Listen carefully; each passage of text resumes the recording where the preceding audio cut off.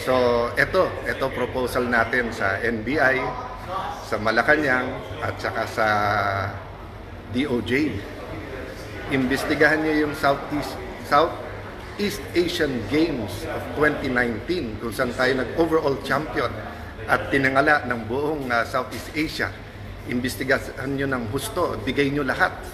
We will support totally. Pag sinabi kong we, ako, at hinihimo ko lahat ng mamayan, suportahan yung investigasyon na yan. Tapos, ako naman, 10 ng aming mga kasama na ngayon ay nasa minority, imbestigahan naman namin ang flood control. Praise God. Opportunity mga musta. Quiet lang po kayo, atin-atin lang to. Pero iparating natin sa NBI, sa DOJ at sa Malacanang. Tayo-tayo lang ha. Sabihin natin sa DOJ, sa NBI at sa Malacanang, di kayo halata ha. Slight lang, pero hindi naman kayo halata. Pero alam nyo po, meron biblical principle. Kung anong ating itatanim, yan ang ating aanihin. At sabi parati ng ating mga kababayan ay sana all. So, ito proposal natin sa NBI, sa Malacanang, at saka sa DOJ.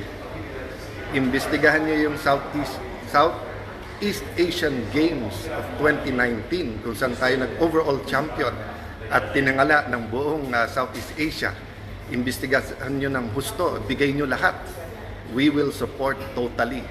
Pag sinabi kong we, ako, at hinihimo ko lahat ng mamayan, suportahan yung investigasyon na yan.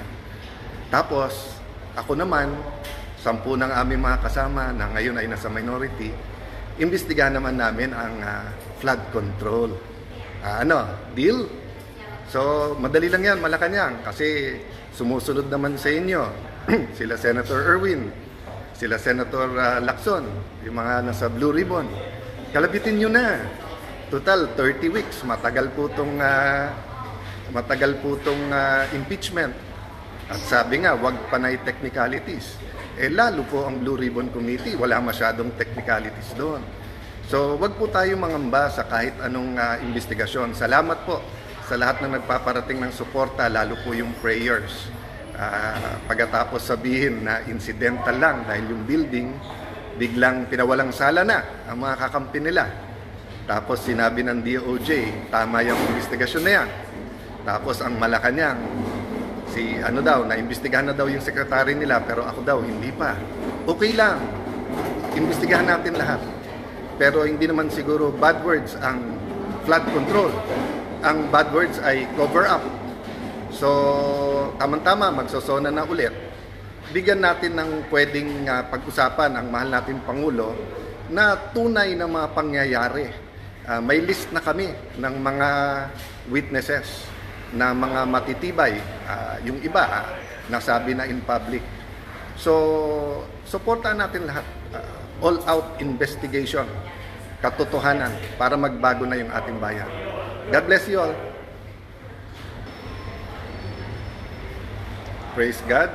Opportunity mga musta. Quiet lang po kayo, atin-atin lang to. Pero iparating natin sa NBI, sa DOJ at sa Malacanang. Tayo-tayo lang ha.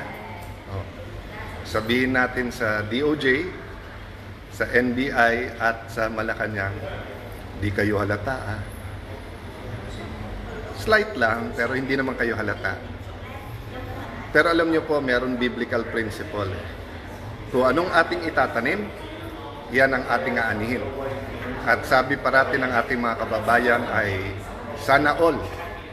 So, ito proposal natin sa NBI, sa Malacanang, at saka sa DOJ.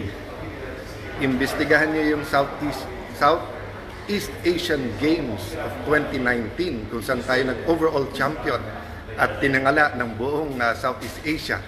Imbestigahan nyo ng husto, bigay nyo lahat. We will support totally. Pag sinabi kong we, ako, at hinihimo ko lahat ng mamayan, suportahan yung investigasyon na yan. Tapos, ako naman, 10 ng aming mga kasama na ngayon ay nasa minority, imbestigahan naman namin ang flood control. Deal? So, madali lang yan, Malacanang, kasi sumusunod naman sa inyo sila Senator Erwin, sila Senator Lacson, yung mga nasa Blue Ribbon. Kalabitin nyo na. Total, 30 weeks. Matagal po itong impeachment. At sabi nga, wag panay technicalities. Lalo po ang Blue Ribbon Committee, wala masyadong technicalities doon. So, wag po tayo mangamba sa kahit anong investigasyon. Salamat po sa lahat ng nagpaparating ng suporta, lalo po yung prayers. Pagkatapos sabihin na incidental lang dahil yung building, biglang pinawalang sala na ang mga kakampi nila.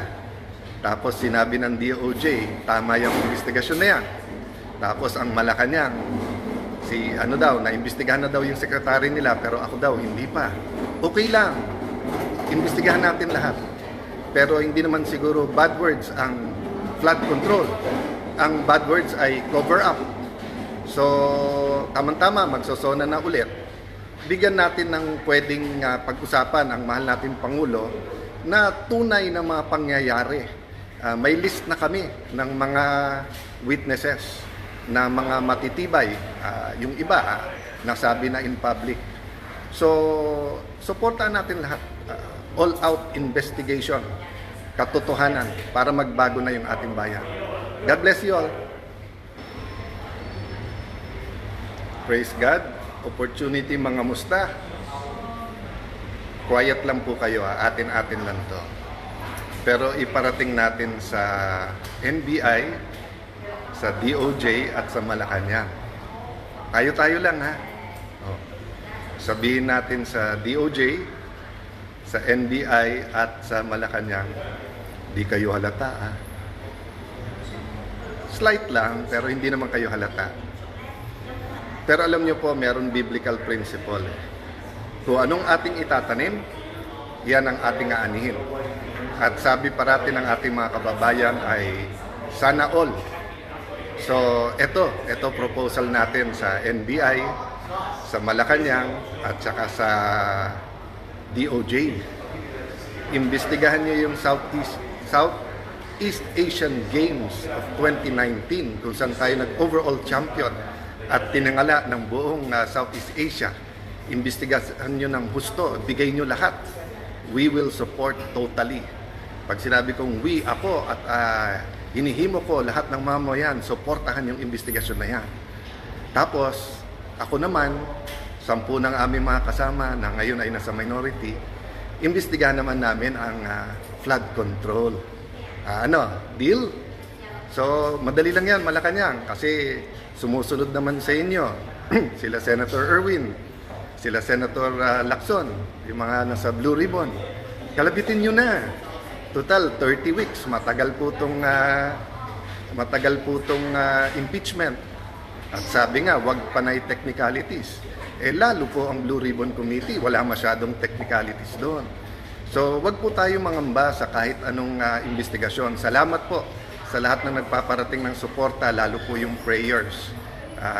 Pagkatapos sabihin na incidental lang dahil yung building, biglang pinawalang sala na ang mga kakampi nila.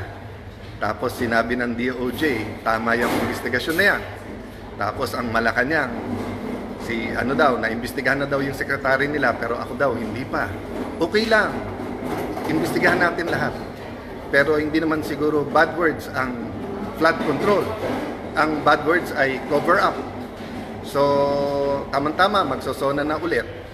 Bigyan natin ng pwedeng pag-usapan ang mahal nating Pangulo na tunay na mga pangyayari. May list na kami ng mga witnesses na mga matitibay.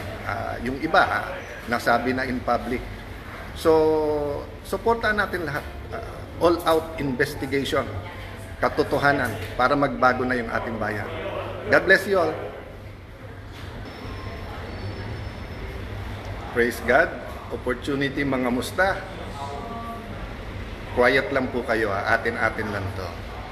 Pero iparating natin sa NBI, sa DOJ at sa Malacanang. Tayo-tayo lang Sabihin natin sa DOJ, sa NBI at sa Malacanang, di kayo halata. Slight lang, pero hindi naman kayo halata. Pero alam nyo po, meron biblical principle. Kung anong ating itatanim, yan ang ating aanihin. At sabi parati ng ating mga kababayan ay sana all. So, ito proposal natin sa NBI, sa Malacanang, at saka sa DOJ. Imbestigahan niyo yung Southeast Asian Games of 2019 kung saan tayo nag-overall champion at tinangala ng buong Southeast Asia. Imbestigahan niyo ng husto, bigay niyo lahat. We will support totally. Pag sinabi kong we, ako at hinihimo ko lahat ng mamayan, suportahan yung investigasyon na yan. Tapos, ako naman, 10 ng aming mga kasama na ngayon ay nasa minority, imbestigahan naman namin ang flood control. Deal? So, madali lang yan, Malacanang, kasi sumusunod naman sa inyo sila Senator Erwin, sila Senator Lacson, yung mga nasa Blue Ribbon. Kalabitin nyo na. Total, 30 weeks. Matagal po itong impeachment. At sabi nga, wag panay technicalities. Lalo po ang Blue Ribbon Committee, wala masyadong technicalities doon. So, wag po tayo mangamba sa kahit anong investigasyon. Salamat po sa lahat na nagpaparating ng suporta, lalo po yung prayers. Pagkatapos sabihin na incidental lang dahil yung building, biglang pinawalang sala na ang mga kakampi nila. Tapos sinabi ng DOJ, tama yung investigasyon na yan. Tapos ang Malacanang, naimbestigahan na daw yung sekretary nila, pero ako daw, hindi pa. Okay lang, imbestigahan natin lahat. Pero hindi naman siguro bad words ang flood control. Ang bad words ay cover up. So, tamang-tama, magsosona na ulit. Bigyan natin ng pwedeng pag-usapan ang mahal natin Pangulo na tunay na mga pangyayari. May list na kami ng mga witnesses na mga matitibay. Yung iba, nasabi na in public. So, supportan natin lahat. All-out investigation, katotohanan, para magbago na yung ating bayan. God bless you all.